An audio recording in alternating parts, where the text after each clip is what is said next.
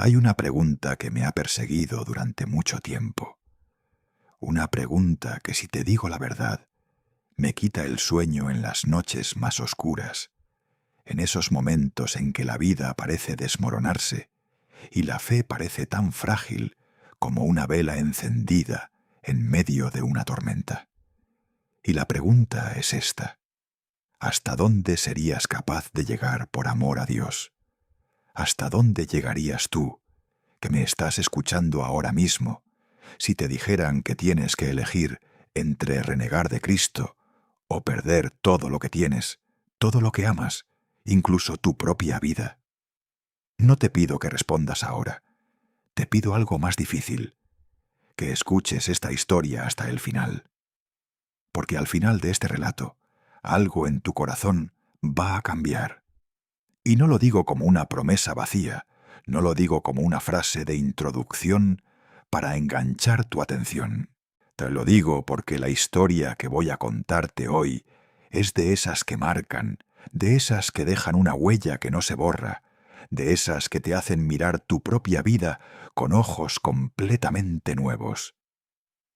Hoy es 26 de febrero, y la Iglesia, en su sabiduría de siglos, nos regala la memoria de un hombre cuyo nombre quizás no has escuchado muchas veces, pero cuya vida es una lección monumental de fe, de fortaleza, de amor a la verdad y de fidelidad a Dios en medio de las circunstancias más adversas que puedas imaginar. Se llama Alejandro, San Alejandro de Alejandría.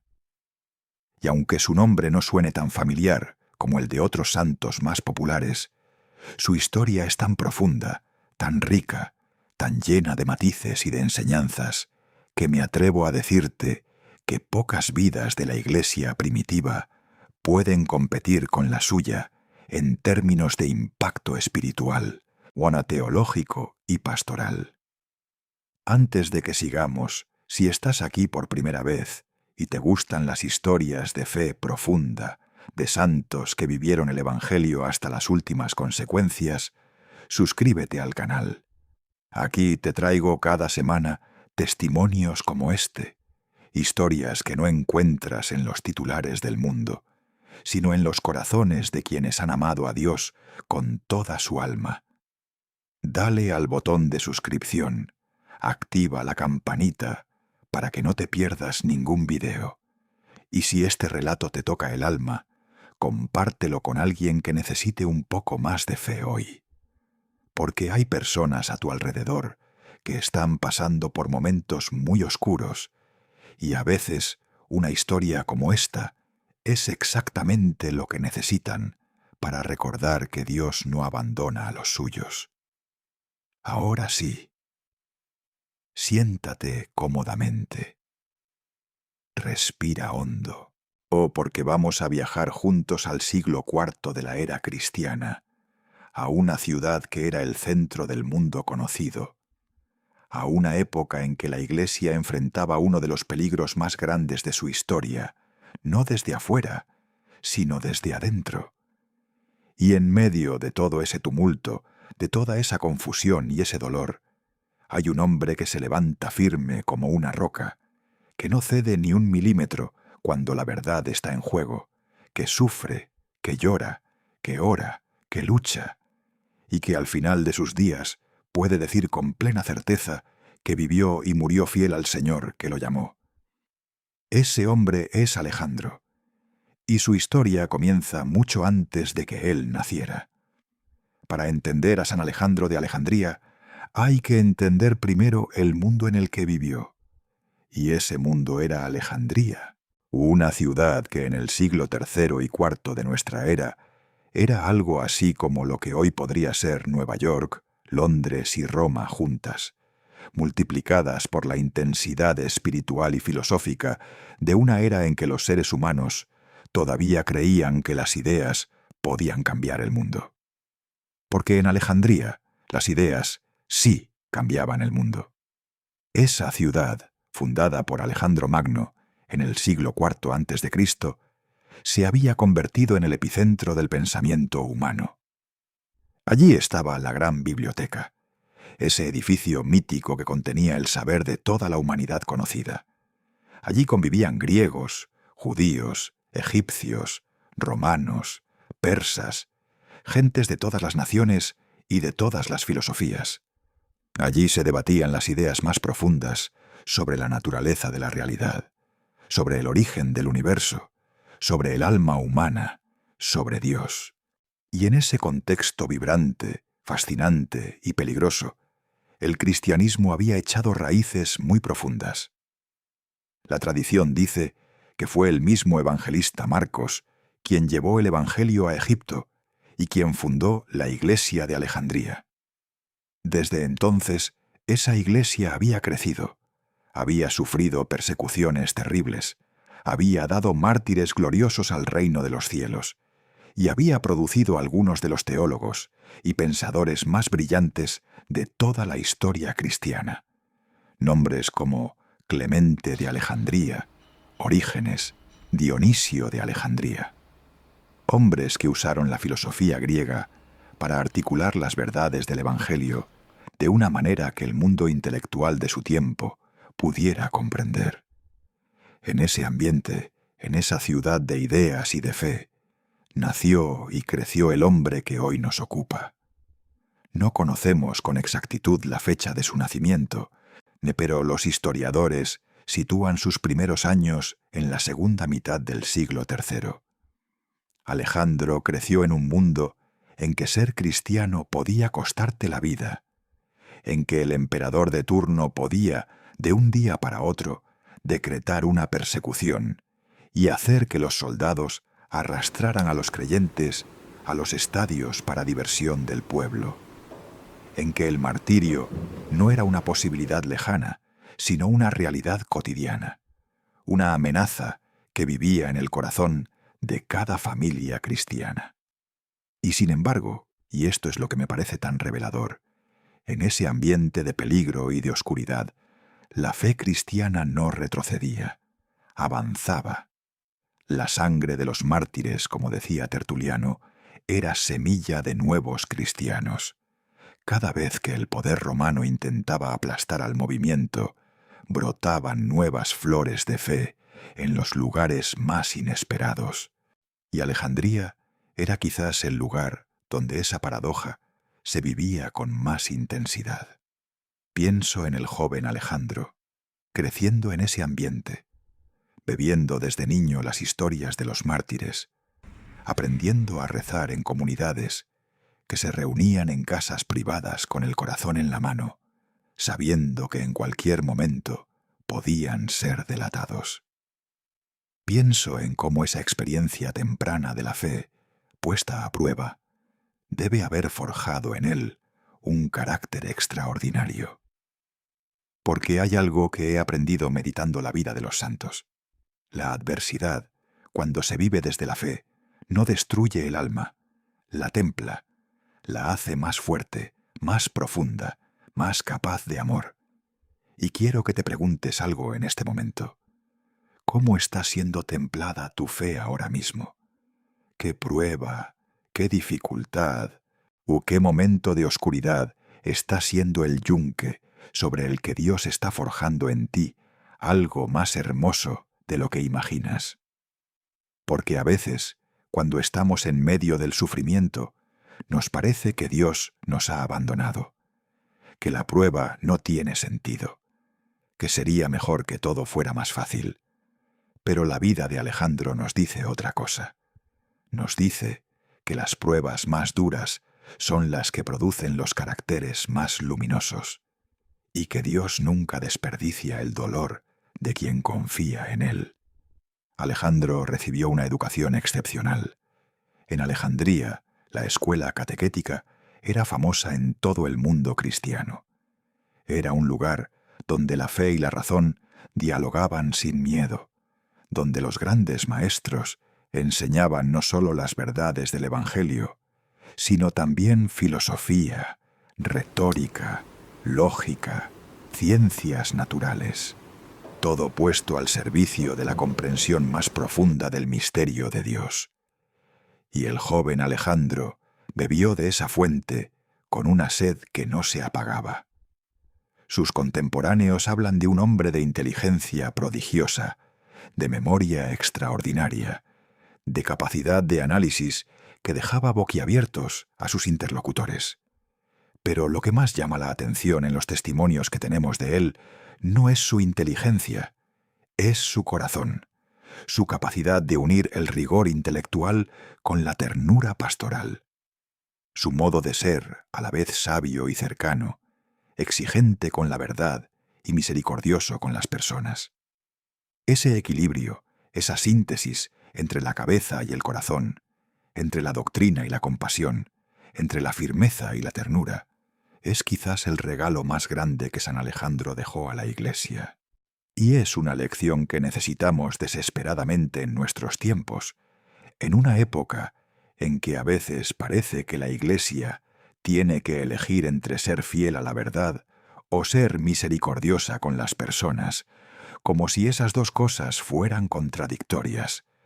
San Alejandro vivió que no lo son, que se puede y se debe ser ambas cosas a la vez, y que la gran traición al Evangelio ocurre precisamente cuando cedemos a la tentación de elegir una de las dos a costa de la otra.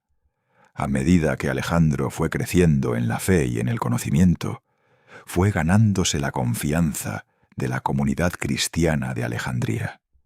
Su preparación, su carácter, su vida ejemplar, su celo por la oración y por el servicio a los más pobres y vulnerables, todo eso fue construyendo en él la figura del pastor que la Iglesia necesitaba. Y así, en torno al año 312, cuando el obispo Pedro de Alejandría murió martirizado bajo la persecución de Diocleciano, la comunidad cristiana de Alejandría se reunió para elegir a su sucesor. Y el nombre que surgió con fuerza, el nombre que los fieles pronunciaban con confianza y esperanza, fue el de Alejandro. Quiero que te detengas un momento aquí. Imagina lo que debió sentir Alejandro en ese momento. La responsabilidad que caía sobre sus hombros era inmensa. Ser obispo de Alejandría no era solo una dignidad eclesiástica, era cargar con el peso de una de las comunidades más importantes del mundo cristiano, una comunidad que había dado mártires, que había sobrevivido a persecuciones brutales, que era un faro de pensamiento teológico para toda la Iglesia. Era también ser el blanco de todos los ataques, de todas las controversias, de todas las ambiciones de los que querían influir en la dirección de esa Iglesia. Era una responsabilidad que podría haber aplastado a cualquier hombre menos preparado y menos arraigado en Dios. Pero Alejandro aceptó, y al aceptar, inauguró uno de los episcopados más importantes y más dramáticos de toda la historia de la Iglesia primitiva. En sus primeros años como obispo, Alejandro se dedicó con toda su energía a consolidar la fe de su comunidad, que había sido sacudida por años de persecución. Visitaba a los enfermos y a los pobres, enseñaba con paciencia y profundidad, ordenaba a sacerdotes y diáconos con un cuidado exquisito, buscando siempre hombres de carácter probado, de fe sólida, de vida íntegra. Escribía cartas a las otras comunidades cristianas del mundo conocido, tejiendo esa red de comunión que es la esencia de la Iglesia, y oraba mucho. Sus contemporáneos hablan de un hombre que pasaba horas enteras en la oración silenciosa, un hombre que hacía de su relación personal con Dios el centro de todo lo demás. Y aquí quiero hacer una pausa para reflexionar contigo sobre algo que me parece fundamental. Hay una tentación muy grande, especialmente para quienes tenemos responsabilidades en la Iglesia o en cualquier ámbito de la vida, de pensar que la acción es más importante que la oración, de pensar que lo urgente siempre tiene que ganarle a lo importante, de pensar que no tenemos tiempo para rezar porque tenemos demasiado que hacer. Y San Alejandro nos dice con su vida que eso es exactamente al revés, que la oración no es el lujo de los contemplativos, sino el oxígeno de los que actúan, que sin oración la acción se vuelve vacía, mecánica, centrada en uno mismo, que con oración la acción se convierte en una prolongación del amor de Dios hacia el mundo. Me pregunto cuántas veces en tu vida has puesto la acción por delante de la oración y has acabado sintiéndote vacío, cansado, sin brújula. Me pregunto cuántas veces has sentido que trabajas mucho, pero que en el fondo algo esencial falta. Y te digo con gentileza y con cariño, quizás lo que falta es exactamente eso, el tiempo con Dios, el silencio interior, la oración que no pide nada pero que lo da todo. San Alejandro sabía esto, y por eso, por mucho que el mundo le reclamara, siempre volvía primero al Señor. Pero la historia de San Alejandro no sería tan extraordinaria si se hubiera limitado a ser un buen pastor en tiempos tranquilos.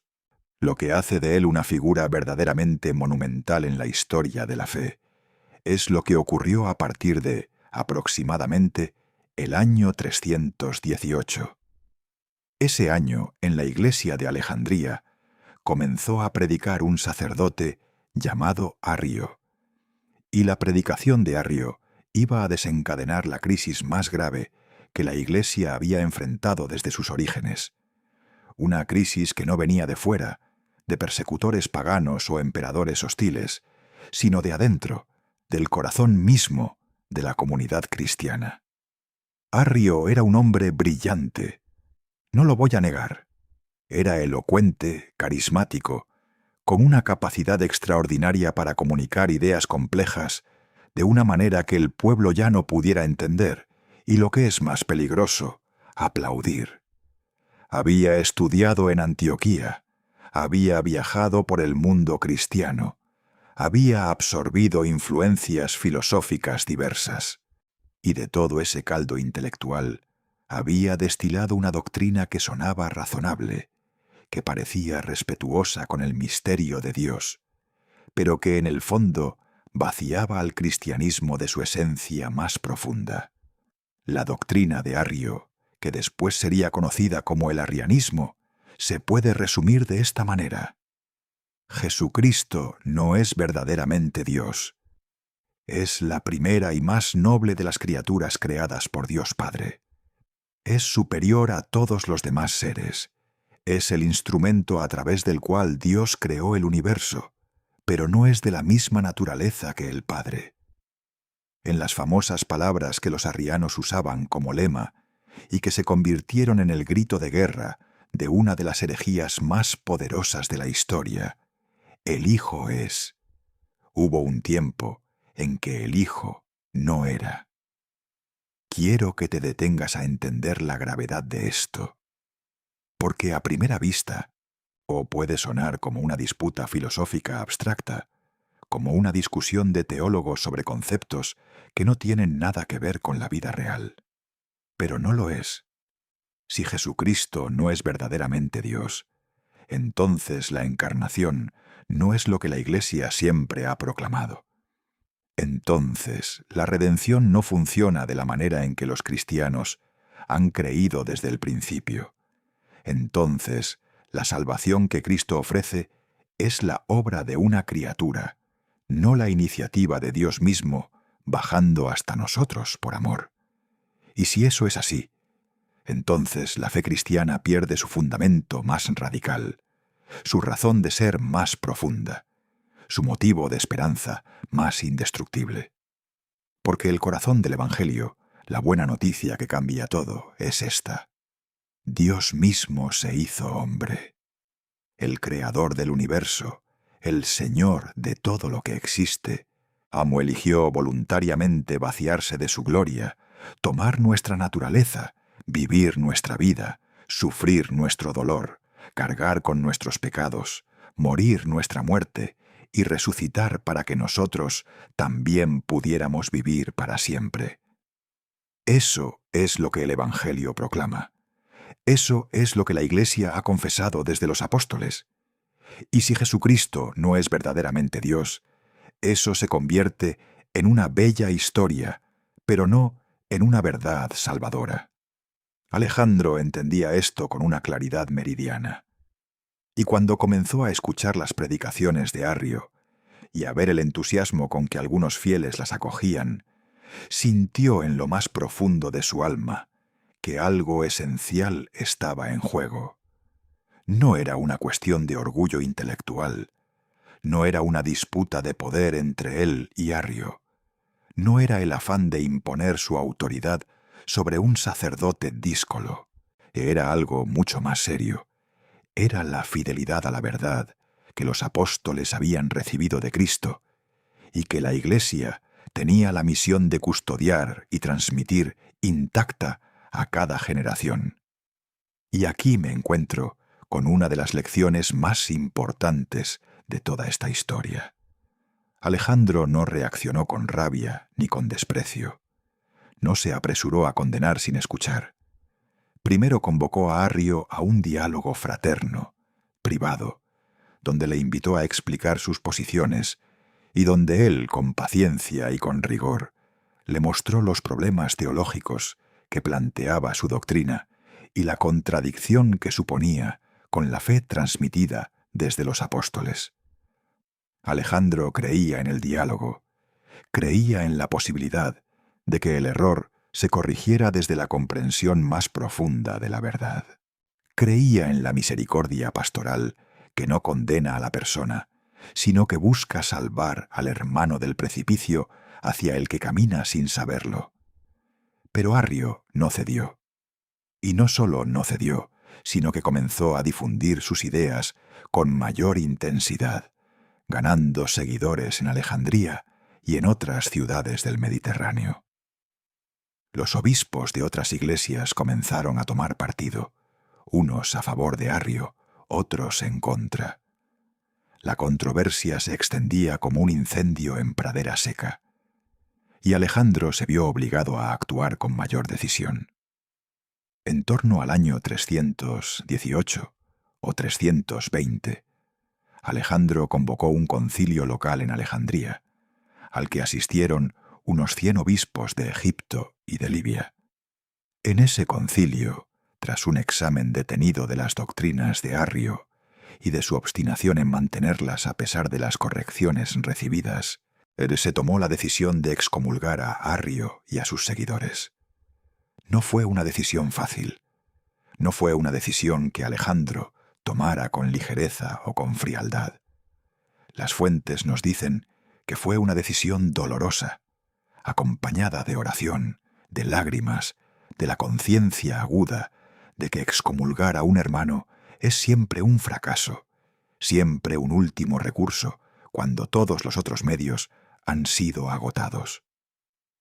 Pero Alejandro sabía también que la misericordia con la persona no puede convertirse en complicidad con el error, que dejar que una doctrina falsa se propague sin corrección no es gentileza, sino abandono de los fieles, que el pastor que no protege al rebaño de los lobos no es un pastor misericordioso, sino negligente. Y esa distinción, esa claridad sobre la diferencia entre la compasión hacia las personas y la tolerancia hacia los errores que las dañan, es una de las grandes enseñanzas de San Alejandro para la Iglesia de todos los tiempos. ¿Pero crees que la excomunión de Arrio resolvió el problema?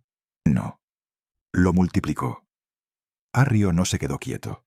Se fue a Palestina, a Siria, siguió predicando, siguió escribiendo, siguió ganando adeptos poderosos. Y Alejandro tuvo que enfrentar una campaña de desprestigio y de acusaciones que en cualquier hombre menos arraigado en Dios habría podido producir la desolación o la rendición. Pero aquí es donde la fe de Alejandro se muestra en toda su grandeza, porque Alejandro no respondió a las acusaciones con más acusaciones. Él respondió con claridad doctrinal y con una serenidad que sólo puede venir de alguien que ha hecho las paces con Dios en lo profundo de su corazón. escribió cartas a los obispos de todo el mundo cristiano explicando la situación, exponiendo con rigor y con paciencia las razones de la excomunión de Arrio, invitando a la comunión en torno a la fe recibida de los apóstoles. Esas cartas son documentos extraordinarios. Son a la vez rigurosas y cálidas, exigentes y compasivas, firmes en la defensa de la verdad y abiertas al diálogo fraterno. Y en medio de todo este combate doctrinal y pastoral, Alejandro no dejó de ser el pastor de su comunidad. No se encerró en disputas teológicas, olvidándose de los enfermos y los pobres de su ciudad. No se convirtió en un teólogo de escritorio alejado de la vida real de su gente, o siguió siendo el hombre cercano, el padre espiritual accesible, el obispo que conocía los nombres de sus fieles y que rezaba por ellos uno a uno. Y esa coherencia entre el combate por la verdad y el servicio cotidiano a la comunidad, es otra de las marcas que definen la grandeza de San Alejandro. Me gustaría que te preguntaras en este momento, ¿qué verdad estás llamado a defender en tu propia vida? No me refiero necesariamente a grandes disputas teológicas. Me refiero a esas verdades concretas, cercanas, cotidianas, que a veces cuesta defender porque el precio social es alto.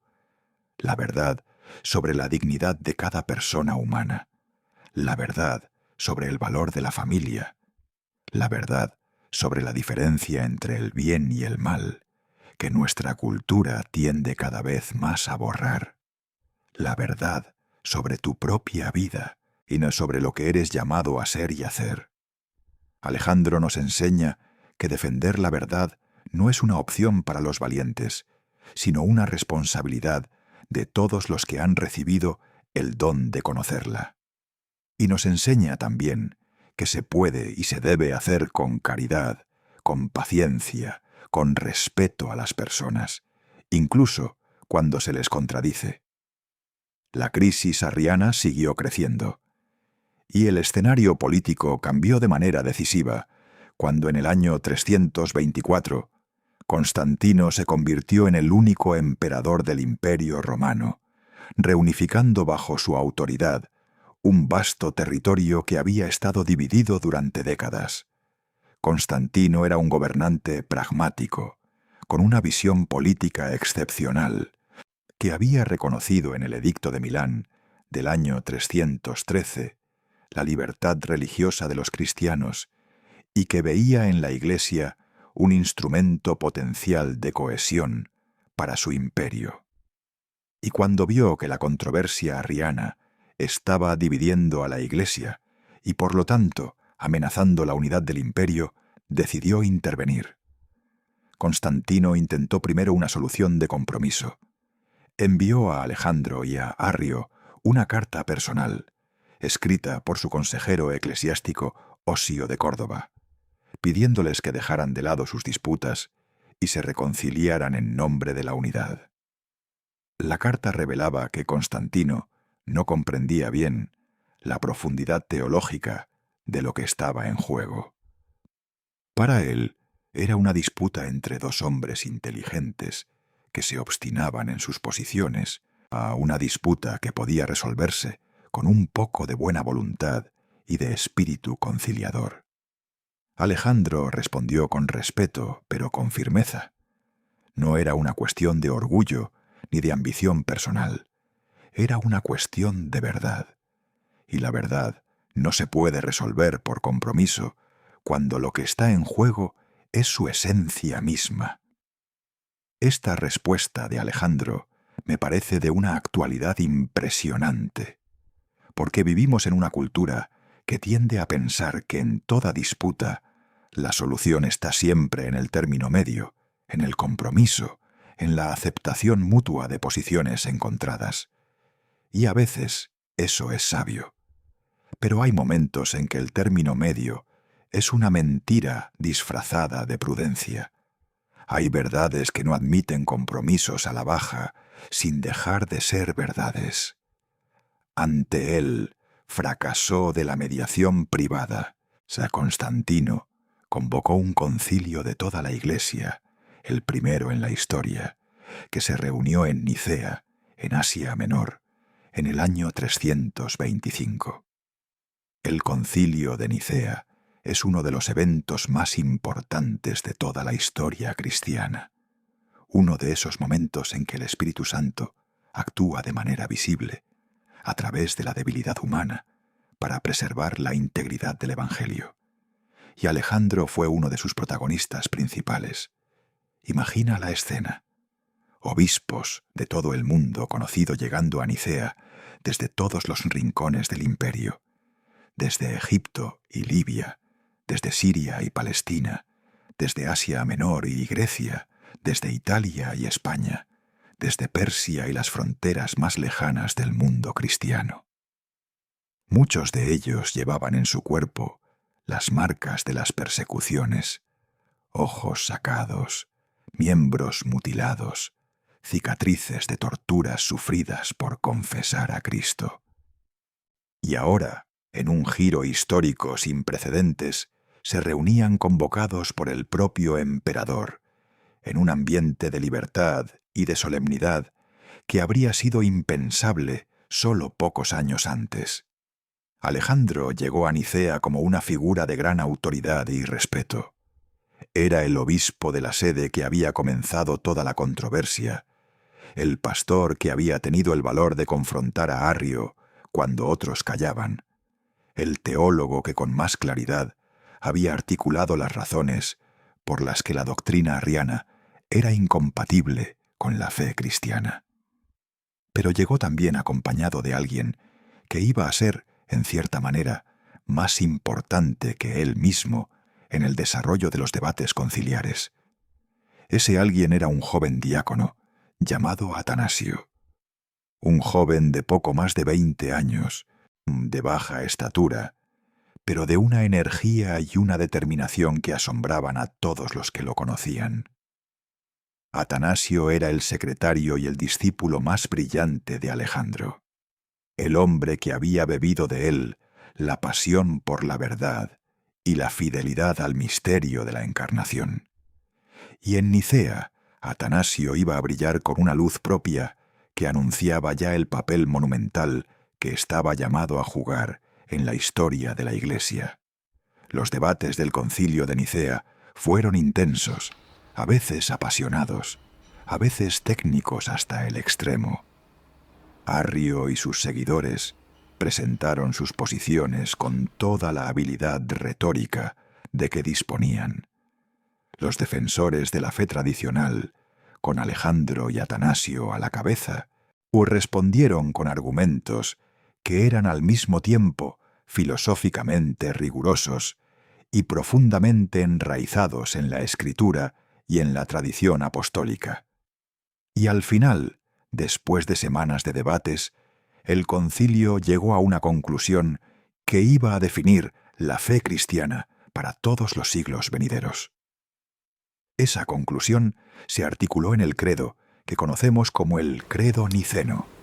Esas palabras que millones de creyentes en todo el mundo siguen pronunciando cada domingo en sus iglesias. Palabras que quizás hemos repetido tantas veces que ya no les prestamos suficiente atención, pero que contienen una de las afirmaciones más audaces y más liberadoras que el ser humano haya pronunciado jamás. Creo en un solo Señor, Jesucristo, Hijo único de Dios, nacido del Padre antes de todos los siglos, Dios de Dios, luz de luz, Dios verdadero de Dios verdadero, o engendrado, no creado, de la misma naturaleza que el Padre, de la misma naturaleza que el Padre. En griego, homoousios, una sola palabra que resumía todo lo que estaba en juego, una sola palabra que afirmaba con toda claridad lo que los arrianos negaban, que Cristo no es una criatura, por excelsa que sea, sino el Hijo eterno de Dios, de la misma esencia que el Padre, verdadero Dios y verdadero hombre. Una sola palabra que había costado años de sufrimiento, de controversia, de lágrimas y de oración, y que iba a costar muchos años más antes de que su victoria fuera completa. Alejandro salió de Nicea con el corazón lleno de gratitud a Dios. La fe había sido definida. La herejía había sido condenada. La Iglesia había hablado con voz unánime. Había sido uno de los momentos más grandes de su vida episcopal, a una de esas ocasiones en que la providence divina actúa de manera tan visible que no puedes hacer otra cosa que inclinarte en adoración y dar gracias. Pero te cuento algo que a menudo no se dice cuando se habla de Nicea. La victoria doctrinal del concilio no significó el fin de la controversia arriana, ni mucho menos. En los años que siguieron a Nicea, el arrianismo no desapareció. Se transformó, se reorganizó, encontró nuevos protectores en la corte imperial, buscó nuevas fórmulas para esquivar la condena conciliar, mientras mantenía en el fondo sus posiciones. Y Alejandro tuvo que ver, en los últimos años de su vida, cómo la paz que había esperado conseguida en Nicea seguía siendo frágil y amenazada. Arrio mismo, apoyado por influencias poderosas en la corte de Constantino, consiguió que el emperador lo convocara a un encuentro y que, tras presentar una declaración de fe deliberadamente ambigua, Constantino ordenara su rehabilitación y su readmisión en la comunión de la Iglesia. Este fue uno de los momentos más dolorosos de la vida de Alejandro. Ver cómo un hombre, cuya doctrina había sido solemnemente condenada por el concilio más importante de la historia de la Iglesia, era rehabilitado por presión política. Ver cómo la verdad doctrinal cedía terreno ante los intereses y las maniobras de quienes preferían la paz política a la fidelidad teológica, debió haber sido una prueba durísima para un hombre que había dedicado tanto de sí mismo a la defensa de esa verdad. Y sin embargo, Alejandro no cedió. No aceptó la rehabilitación de Arrio. No firmó acuerdos de compromiso que vaciaran de contenido la definición de Nicea. Se negó a readmitir a Arrio en la comunión de Alejandría, aunque eso le costara la oposición del propio emperador.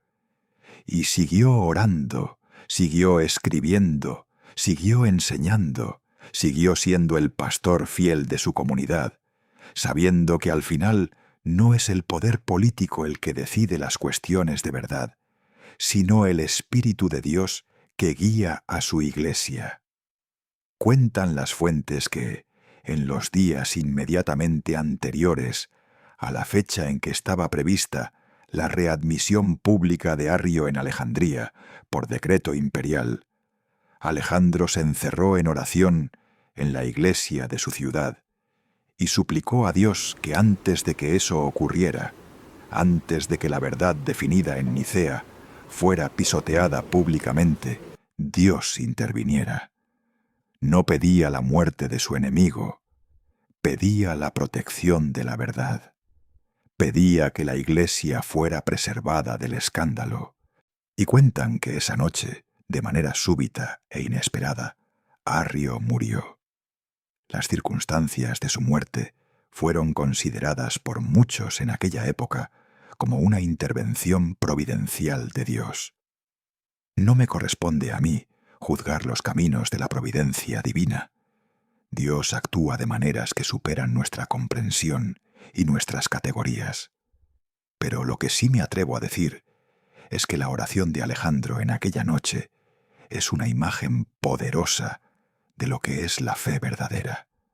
Una confianza tan radical en Dios, tan desprendida de los propios intereses, tan centrada en la gloria de Dios y no en la victoria personal, que puede ponerse en las manos del Señor, incluso en los momentos más desesperados, y decir: Señor, tú sabes lo que necesita tu Iglesia. Yo confío en ti, y hacer tuya esa oración cuando ya no queda ningún otro recurso humano. Ahora te invito a detenerte aquí un momento, a respirar, a preguntarte: ¿hay alguna situación en tu vida en la que has agotado todos los recursos humanos y solo te queda la oración? ¿Hay alguna persona, algún problema, alguna injusticia que llevas tiempo cargando y para la que no encuentras solución?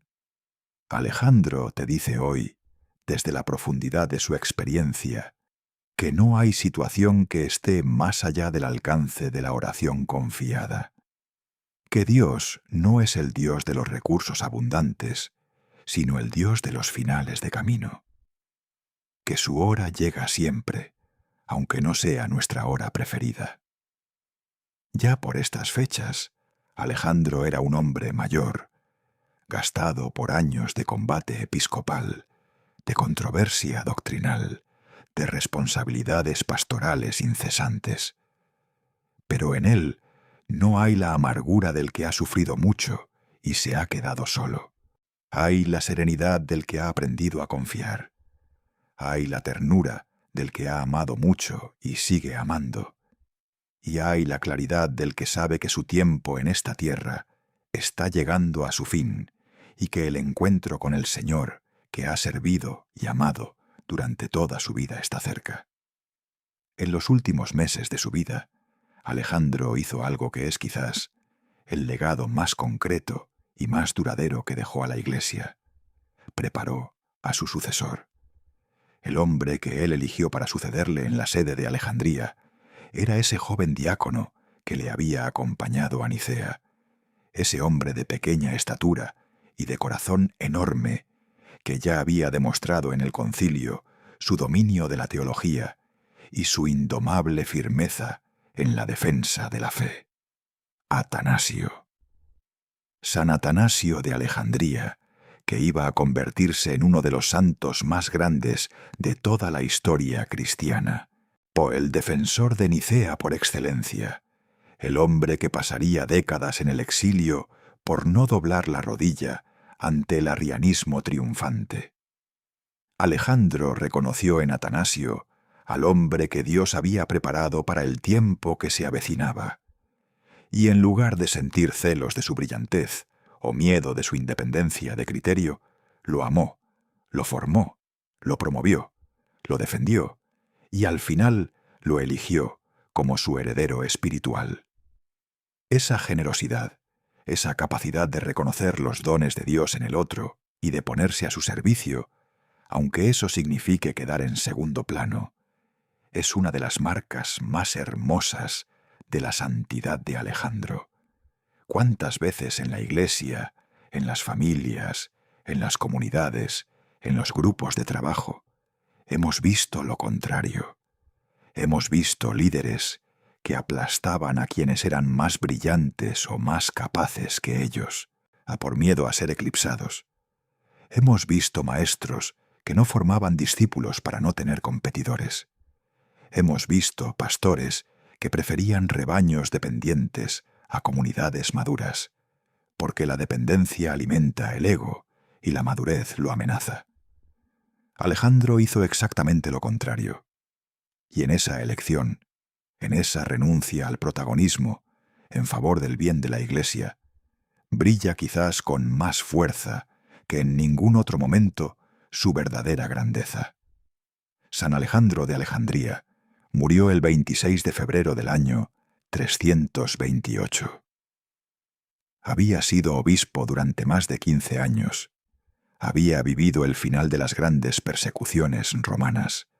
Había presenciado la libertad religiosa como un regalo inesperado y maravilloso. Había convocado y presidido el concilio de Nicea. Había defendido con su vida la divinidad de Jesucristo. Había formado a uno de los santos más grandes de la historia.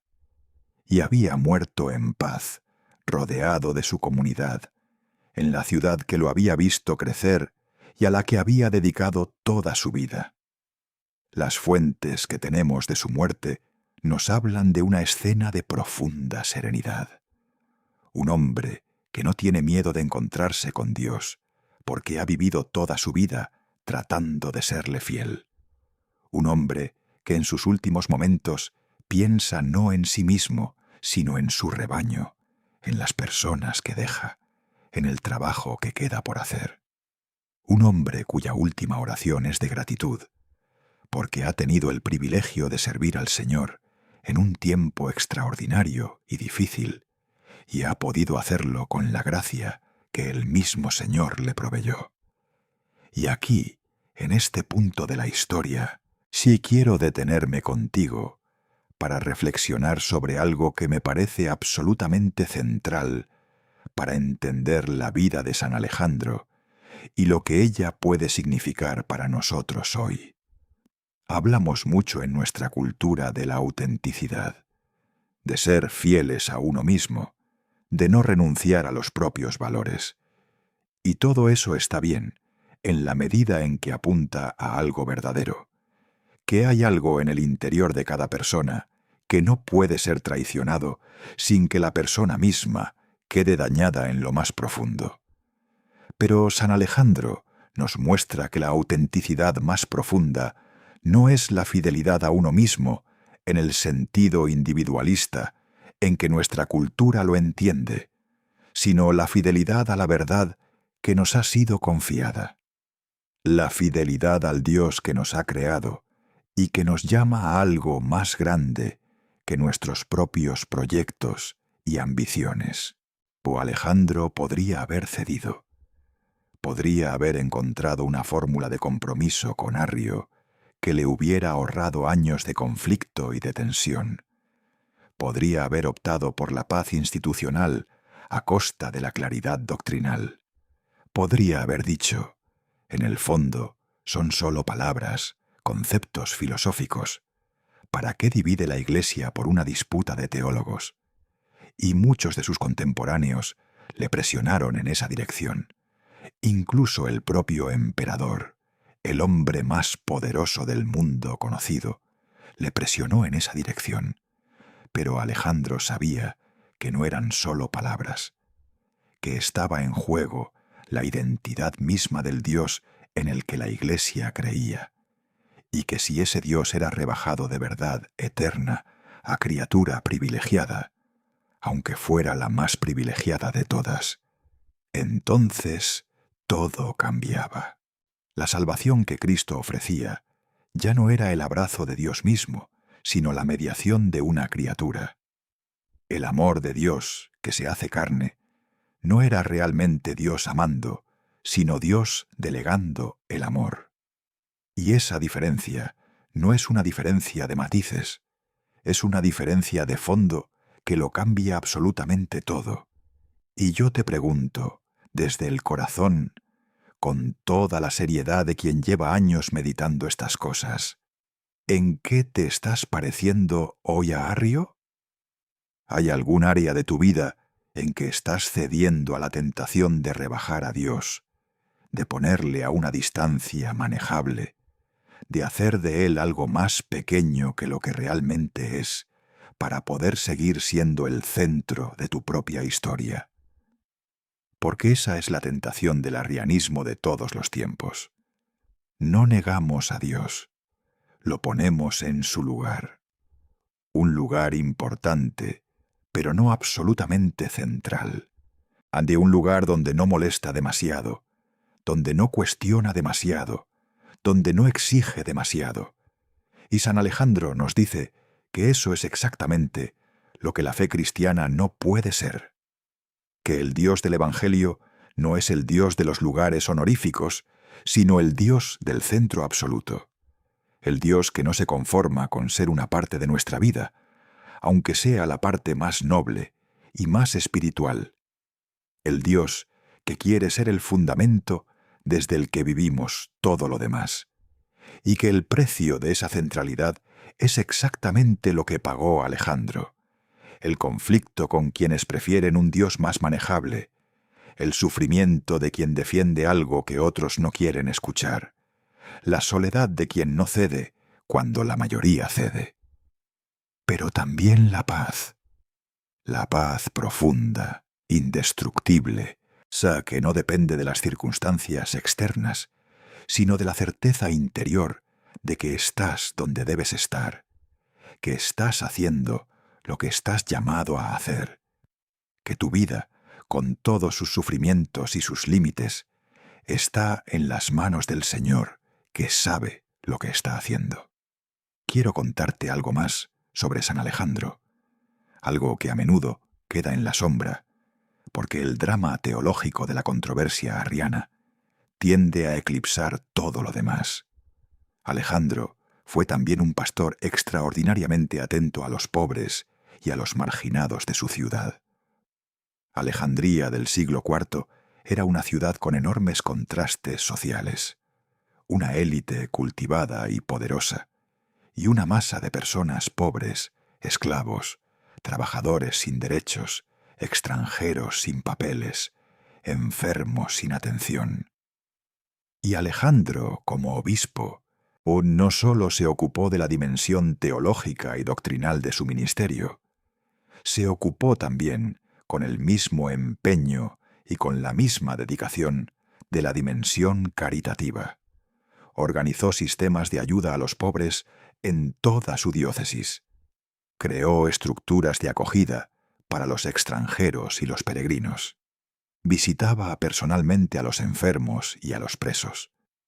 Era conocido en la ciudad no sólo como el gran teólogo que defendía la fe de Nicea, sino como el obispo que no pasaba de largo ante el sufrimiento humano, que no tenía su casa llena de lujos, mientras su pueblo pasaba necesidades. Y esa coherencia entre la defensa de la verdad doctrinal y el servicio concreto a los más vulnerables es otra de las dimensiones de su santidad que necesitamos recuperar con urgencia en nuestros días. Porque hay una tentación muy real, y especialmente en ambientes eclesiales muy centrados en cuestiones doctrinales y teológicas, de perder de vista que la verdad sobre Dios que defendemos tiene que traducirse en amor concreto a las personas concretas que Dios pone en nuestro camino. Que el credo que proclamamos los domingos tiene que hacerse carne en el servicio de los miércoles. Que no podemos decir que creemos en el Dios que se hizo pobre y vulnerable en Jesús de Nazaret, si pasamos de largo ante la pobreza y la vulnerabilidad de quienes nos rodean. Alejandro no lo olvidó. Y en esa memoria constante de que la fe sin obras está muerta, hay una enseñanza que hoy, en nuestras comunidades, en nuestras familias, en nuestras vidas personales, necesitamos escuchar con toda la atención de que somos capaces. Quiero también hablar contigo de la relación de San Alejandro con sus sacerdotes y con su comunidad, porque es otra dimensión de su figura que me parece de una riqueza enorme y de una actualidad sorprendente. Alejandro fue un obispo que amó a sus sacerdotes, que los formó con paciencia y con cariño, que no los trató como funcionarios de una institución, sino como colaboradores en la misión, como hombres llamados por Dios a un servicio extraordinario para el que necesitaban todo el apoyo de su pastor. Y a la vez fue un obispo que no les tuvo miedo a los errores de sus sacerdotes, que cuando un sacerdote se equivocaba, lo corregía, pero lo corregía con amor y con la convicción de que el objetivo no era la sanción, sino la conversión. Esa relación entre autoridad y comunidad, entre pastores y pueblo, entre exigencia y misericordia, es una de las cuestiones más complejas y más urgentes de la vida de la Iglesia en todos los tiempos, incluido el nuestro. Y San Alejandro no nos da una fórmula mágica, porque no existe, pero nos da un ejemplo vivido de cómo se puede intentar caminar en esa dirección, con amor a las personas, con fidelidad a la verdad, con paciencia ante los procesos y con firmeza ante los errores que dañan a la comunidad. Voy a pedirte algo en este momento. Si tienes a alguien en tu vida, un pastor, un líder, una persona de autoridad, que está luchando por mantenerse fiel en medio de circunstancias difíciles, que está pagando un precio por no ceder ante presiones que le piden que abandone lo que sabe que es verdadero. Y bueno, reza por esa persona. Dile a Dios que le dé la fuerza de Alejandro, la claridad de Alejandro, la ternura de Alejandro. Porque las personas que están en ese lugar necesitan más que nunca la oración de sus comunidades. Y a veces no lo dicen, porque la fragilidad de los pastores es uno de los secretos mejor guardados de la vida de la Iglesia, pero la necesitan con una intensidad que no puedes imaginar. Y si tú mismo eres esa persona, si tú mismo estás en ese lugar de presión y de soledad que a veces acompaña la fidelidad a la verdad, quiero que escuches esto con toda claridad. No estás solo. San Alejandro estuvo donde estás tú, y Dios estuvo con él, y Dios está contigo. La providencia divina no abandona a los que confían en ella, aunque en determinados momentos parezca que los ha dejado de lado. La historia de la Iglesia está llena de momentos en que la verdad parecía derrotada y los defensores de la fe parecían aislados y vencidos, y sin embargo, al final, la luz prevaleció. No siempre en los tiempos que nosotros hubiéramos preferido, pero siempre. Si estás caminando por esta historia conmigo y te está tocando el alma, te invito a que lo compartas. Hay personas en tu familia, en tu comunidad, en tu grupo de amigos, que están pasando por momentos difíciles de fe, que tienen dudas, que se sienten solos en su camino espiritual, que necesitan escuchar que la fidelidad a Dios tiene rostro, tiene historia, tiene nombre. Comparte este video con ellos. No tienes que decirles nada complicado. Solo, escucha esto. Creo que puede ayudarte. Ese gesto pequeño puede cambiar una vida. Y en la economía del Evangelio, cambiar una vida no es poco, es todo. Pero sigamos con la historia, porque hay algo en la vida de San Alejandro que todavía no hemos explorado con suficiente profundidad y que me parece de una riqueza extraordinaria. Y es su vida de oración. Tenemos varios testimonios de contemporáneos suyos que describen a Alejandro como un hombre de una profundidad interior extraordinaria, como alguien cuya vida de oración era la fuente de todo lo que hacía y de todo lo que era. Un hombre que no solo rezaba porque era su obligación de obispo, sino que rezaba porque no podía vivir sin rezar, porque la relación con Dios era para él el aire que respiraba y el agua que bebía. Hay una historia, recogida en algunas fuentes antiguas, que me parece especialmente significativa. Dicen que en cierta ocasión, en los años más tensos de la controversia arriana, o cuando la presión sobre Alejandro era más intensa, y cuando el cansancio y el desánimo comenzaban a hacer mella en su ánimo, uno de sus diáconos lo encontró a altas horas de la noche, postrado en el suelo de la iglesia, con el rostro contra las losas, llorando y orando, en voz apenas audible. Y cuando el diácono, preocupado, se acercó a preguntarle si estaba bien, Alejandro levantó el rostro y le respondió con una serenidad que no concordaba con las lágrimas que brillaban en sus mejillas. No lloro de pena, lloro de gratitud. Dios me ha dado el privilegio de luchar por su nombre. ¿Qué podría pedir más? Esa respuesta me estremece cada vez que la medito. No lloro de pena, lloro de gratitud. En medio de una prueba que habría aplastado a cualquier persona ordinaria, Alejandro encontraba razones para dar gracias. No porque la situación fuera fácil, no porque el sufrimiento no existiera, sino porque la mirada de la fe transforma la realidad. Porque cuando miras tu sufrimiento desde la perspectiva de la providencia divina, ya no ves solo el dolor, sino también el amor que actúa a través del dolor. Ya no ves solo la prueba, sino también el crecimiento que la prueba produce.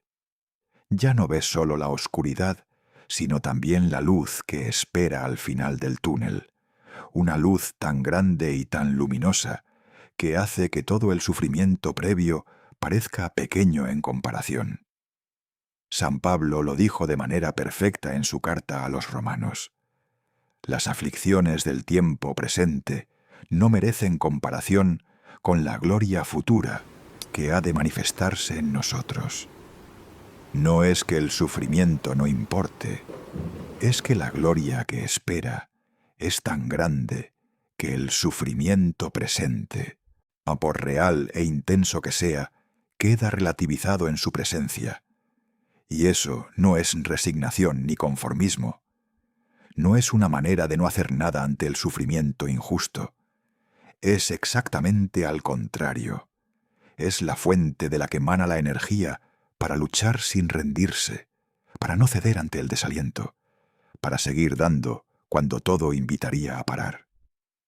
Alejandro no era un hombre resignado, era un hombre encendido.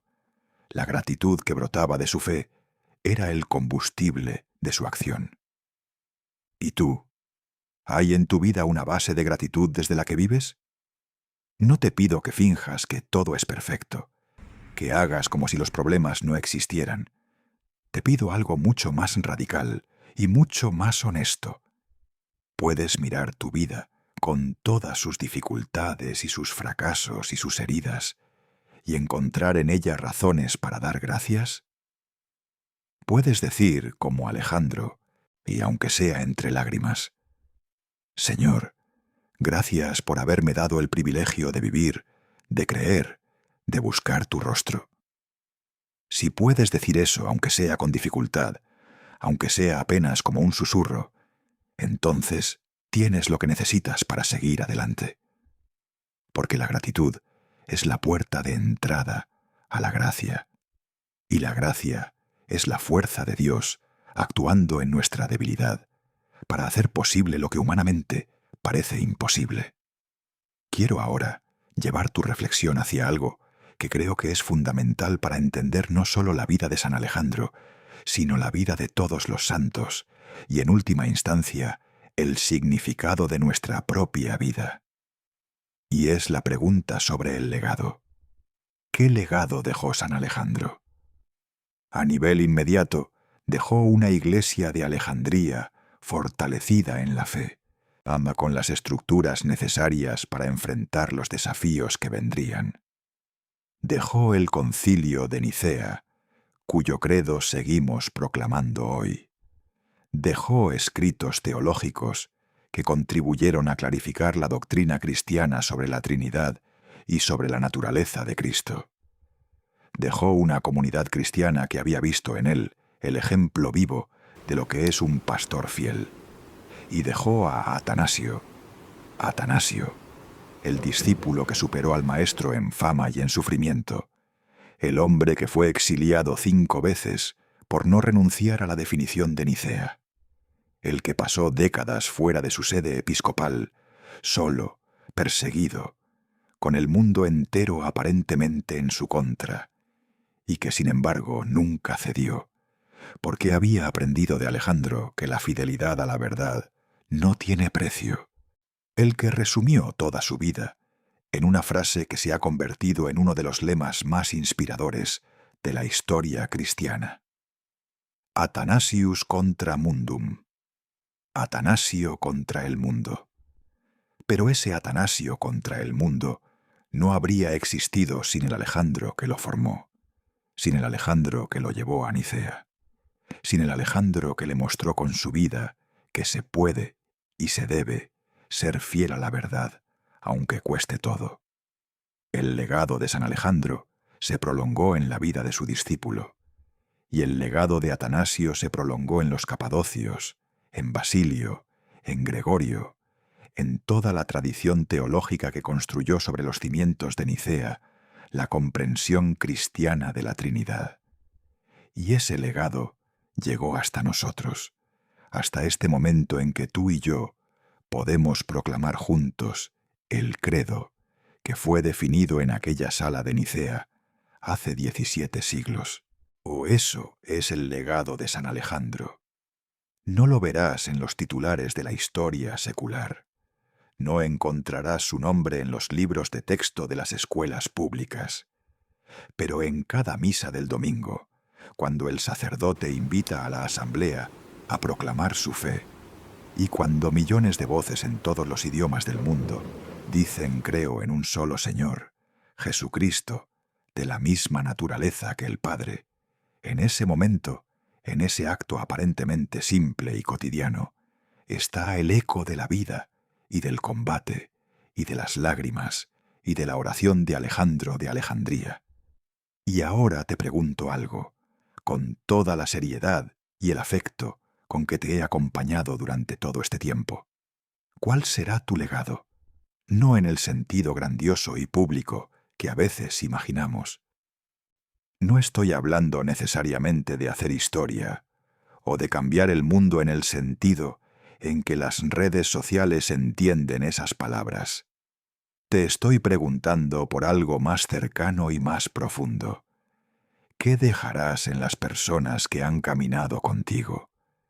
¿Qué fe habrás transmitido a tus hijos, a tus nietos, a las personas que te han conocido de cerca? ¿Qué señal habrá dejado tu vida en el corazón de los que te han amado y a quienes has amado? Alejandro dejó su legado más profundo, no en los concilios ni en los tratados teológicos, sino en la vida de un joven diácono al que amó, formó y confió el futuro de la Iglesia.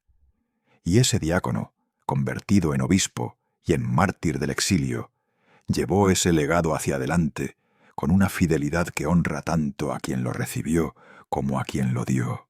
Tú también tienes personas a tu alrededor que están recibiendo de ti, conscientemente o no, una transmisión de fe, de valores, de manera de mirar la vida y a Dios. Tus hijos te están mirando, tus amigos te están mirando, tus compañeros de trabajo te están mirando, no con la intensidad curiosa de quien busca material para una investigación, sino con la atención intuitiva y profunda de quien busca ejemplos de cómo vivir. ¿Qué están viendo cuando te miran a ti? No te pregunto esto para llenarte de culpa o de angustia, te lo pregunto para llenarte de responsabilidad y de esperanza, porque la misma gracia que sostuvo a Alejandro en su combate está disponible para ti en el tuyo. La misma fidelidad divina que no lo abandonó en los momentos más oscuros de su vida está activa en tu vida en este preciso momento. Y si te pones en las manos de Dios con la misma confianza con que Alejandro se puso, si le dices al Señor, Señor, no sé si soy capaz de esto, pero confío en ti, entonces algo en tu vida comenzará a cambiar. Porque esa es la buena noticia que San Alejandro trae a nuestra vida hoy, 26 de febrero, que la santidad no es el privilegio de unos pocos genios espirituales nacidos con una dotación extraordinaria de virtudes y de carismas. La santidad es la respuesta cotidiana, perseverante, muchas veces dolorosa y siempre esperanzadora, a la llamada de Dios en nuestra vida concreta, con nuestras capacidades concretas, en nuestras circunstancias concretas. Alejandro no nació santo, se hizo santo, día a día, oración a oración, decisión a decisión, fidelidad a fidelidad, en el estudio que le preparó para servir mejor a la Iglesia, o en la oración que lo mantuvo unido a Dios cuando las circunstancias externas hubieran podido desunirlo, en el servicio a los pobres que tradujo en gestos concretos su amor a Dios, en la defensa de la verdad que no buscaba su propia gloria, sino la gloria del Señor, en la formación del discípulo que pensó en el bien de la Iglesia más allá de su propia vida, y en todo eso, en esa trayectoria extraordinaria y al mismo tiempo profundamente humana, hay algo para cada uno de nosotros. Hay un modelo no de perfección imposible, sino de perseverancia posible. Hay un ejemplo no de vida, sin sombras, sino de vida que no se rinde ante las sombras.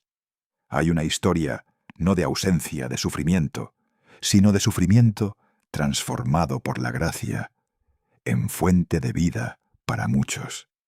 San Alejandro, patrono de los que luchan por la verdad en tiempos de confusión. A San Alejandro, maestro de los que forman a otros en la fe. San Alejandro, modelo de los pastores que no anteponen la comodidad propia a la fidelidad al rebaño. San Alejandro, ejemplo para todos los que alguna vez han sentido la soledad de quien defiende algo impopular porque sabe en lo profundo de su corazón que es verdadero. Quiero hacer una pequeña pausa en este punto del relato para agradecer que sigas aquí, que hayas permanecido durante todo este tiempo en esta conversación de fe y de historia. Sé que el mundo de hoy nos ofrece miles de cosas que compiten por nuestra atención, miles de estímulos que nos invitan a pasar rápido de una cosa a otra sin detenernos en ninguna. Y tú has elegido quedarte. Has elegido escuchar. Has elegido darle tiempo a esta historia. Y eso, en sí mismo, me parece ya un acto de fe, un acto de apertura a Dios, que habla muchas veces a través de las historias de sus santos. Si este video te está ayudando, si estas reflexiones te están tocando el corazón, déjame un comentario. Cuéntame qué es lo que más te ha resonado de la vida de San Alejandro. Cuéntame si hay alguna parte de su historia que se parece a algo que estás viviendo tú ahora mismo. Porque estas historias no son solo del pasado, son espejos en los que podemos mirarnos y reconocer nuestra propia vida con mayor claridad y mayor esperanza. Y ahora sigamos. Porque hay todavía mucho que explorar en la vida y en el legado de este hombre extraordinario. Uno de los aspectos de la figura de San Alejandro que más me fascina y que creo que menos se ha explorado es su relación con la Escritura.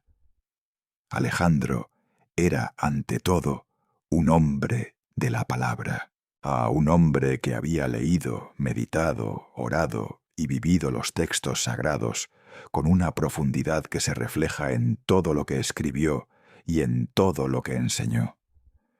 Sus cartas están llenas de citas bíblicas, no como ornamentos retóricos, sino como la columna vertebral de su pensamiento, como el fundamento desde el que interpreta la realidad y desde el que responde a los desafíos de su tiempo.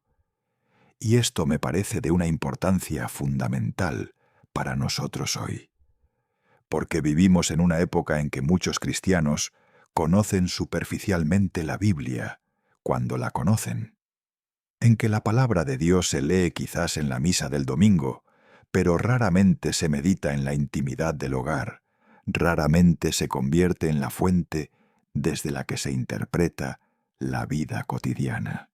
Y el resultado de esa superficialidad en la relación con la Escritura es que nuestra fe queda sin raíces, expuesta a todos los vientos de las modas y las ideologías del momento, incapaz de resistir las pruebas que inevitablemente llegan. Alejandro sabía la Escritura de memoria, no como un ejercicio académico, sino como el resultado de años de oración con ella, de haberla leído no para sacar información, sino para dejarse transformar por ella, de haberla meditado en los momentos de alegría y en los de oscuridad. Y esa inmersión profunda en la palabra le dio la capacidad de reconocer inmediatamente, cuando escuchó las doctrinas de Arrio, que algo en ellas no concordaba con el mensaje de los evangelios y de las cartas apostólicas.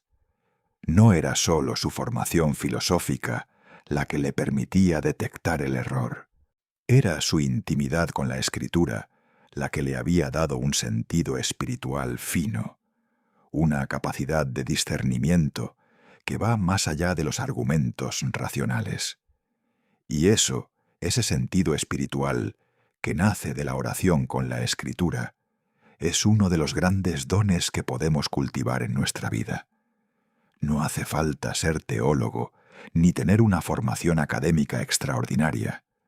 Hace falta disponerse cada día a sentarse con la Biblia y a leerla como se lee una carta de amor, una carta en que el amado nos habla, nos conoce, nos desafía, nos consuela, nos invita a crecer. Hacer eso con constancia, aunque sea con tiempos cortos, transforma la vida de una manera que resulta difícil de explicar, pero que quien lo ha vivido reconoce inmediatamente.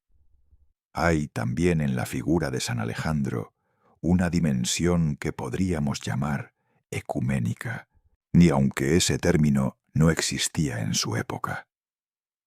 Alejandro fue un hombre profundamente preocupado por la unidad de la Iglesia, no como un fin en sí mismo, no como una unidad vacía de contenido que se consigue borrando las diferencias o ignorando los errores, sino como la unidad que nace de la comunión en la verdad. Creía que la Iglesia dispersa en todos los rincones del mundo era fundamentalmente una, porque tenía un solo Señor, un solo Evangelio, un solo bautismo, y que preservar esa unidad era una de las responsabilidades más sagradas de los obispos. Por eso sus cartas a los otros obispos, incluso en los momentos más tensos de la controversia arriana, tienen siempre un tono fraternal, incluso cuando está corrigiendo a alguien que se ha equivocado o que ha dado apoyo a posiciones que considera erróneas. Lo hace con un respeto y una caridad que dejan claro que el objetivo nunca es vencer al adversario, sino recuperar al hermano. Esa manera de ejercer la autoridad, esa firmeza sin dureza, esa exigencia sin desprecio, es uno de los rasgos más hermosos de su figura y uno de los que más necesitamos imitar en nuestras propias relaciones, especialmente en los contextos de conflicto y de desacuerdo. Porque qué fácil es, en el calor del conflicto, olvidar que quien está enfrente de nosotros no es un enemigo a derrotar, sino una persona amada por Dios, una persona a quien Dios quiere salvar tanto como a nosotros, una persona que quizás se ha equivocado, pero que tiene dignidad y que merece ser tratada con respeto. Qué fácil es usar las palabras como armas en lugar de como puentes. Qué fácil es buscar la victoria personal cuando habría que buscar la reconciliación comunitaria. Y qué difícil, qué heroicamente difícil es hacer lo que Alejandro hizo, mantener la firmeza en la verdad sin perder la ternura hacia las personas. Jero no es quien destruye al adversario.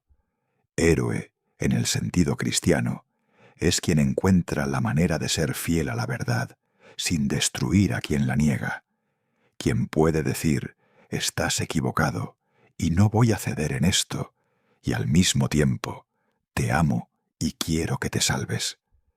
Esa síntesis imposible, humanamente hablando, es exactamente lo que el Evangelio nos pide, y es exactamente lo que la gracia de Dios nos da la capacidad de vivir si nos dejamos transformar por ella.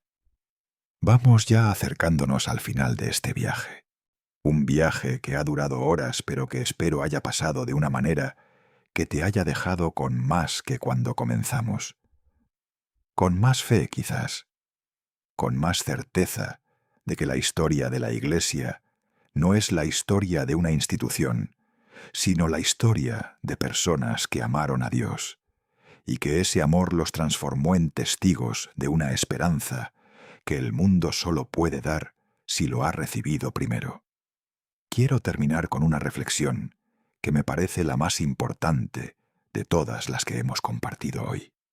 Y es esta: San Alejandro vivió en un tiempo de grandes cambios y grandes peligros para la fe cristiana. Un tiempo en que la Iglesia enfrentaba desafíos que parecían insuperables, en que el futuro era incierto, en que las fuerzas contrarias a la fe eran poderosas y organizadas. Un tiempo, en suma, que en muchos aspectos se parece al nuestro. Y en ese tiempo, San Alejandro eligió la fidelidad, no la comodidad, no el compromiso a la baja, no la adaptación que sacrifica lo esencial para preservar la institución. La fidelidad. Esa virtud tan poco valorada en nuestra cultura, tan poco espectacular, tan poco fotogénica, y sin embargo tan profunda, tan transformadora, tan capaz de mover montañas cuando se vive con constancia y con amor. Fidelidad a la fe recibida, fidelidad a las personas confiadas a su cuidado, fidelidad a la verdad que había aprendido a amar antes de ser capaz de defenderla, fidelidad a Dios en los momentos de claridad y también en los de oscuridad, en los de éxito y también en los de derrota aparente, en los de paz y también en los de tormenta. Y esa fidelidad, sostenida durante décadas, a veces con lágrimas, a veces con dudas, a veces con el peso enorme de la responsabilidad y de la incomprensión, esa fidelidad ordinaria y cotidiana y heroica al mismo tiempo, es la que convirtió a Alejandro en santo, la que lo convirtió en espejo en el que la Iglesia puede mirarse, la que lo convirtió en voz que sigue hablando a quienes tienen oídos para escuchar, siglos después de que su corazón dejara de latir. Y si hay una cosa que quiero que te lleves hoy de esta historia, una sola cosa que puedas poner en práctica desde mañana mismo, es esta: elige la fidelidad, en lo pequeño y en lo grande, en lo privado y en lo público, en la oración de la mañana y en la paciencia de la tarde, en el amor a las personas difíciles y en la defensa de las verdades incómodas, en la formación de quienes vienen después de ti y en el servicio a quienes te necesitan hoy.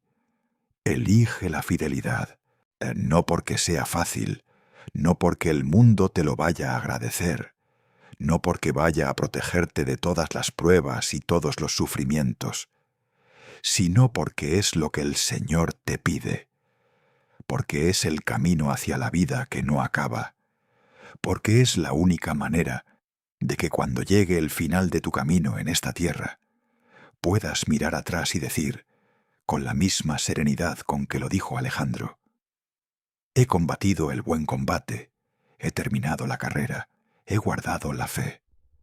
San Alejandro de Alejandría, obispo fiel, defensor de la verdad, maestro de pastores, testigo firme de la fe, ruega por nosotros.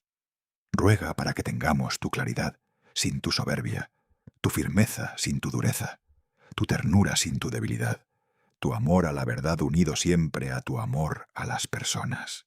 Ruega para que en estos tiempos de confusión seamos también nosotros testigos firmes de la fe que nos fue transmitida, que no cedamos ante las presiones que nos invitan a rebajar a Dios para hacer nuestra vida más cómoda, y que al final de nuestros días podamos encontrarnos contigo y con todos los santos en la presencia de aquel en cuyo nombre combatiste y en cuyo nombre combatimos nosotros hoy. Amén. Y antes de que nos despidamos, quiero darte las gracias. De verdad, gracias por haber estado aquí durante todo este tiempo. Gracias por haber dado a esta historia la atención y el silencio interior que merece. Gracias por haber dejado que la vida de Alejandro te interpelara, que sus opciones te desafiaran, que su fidelidad te inspirara. Eso no es poca cosa en el mundo en que vivimos.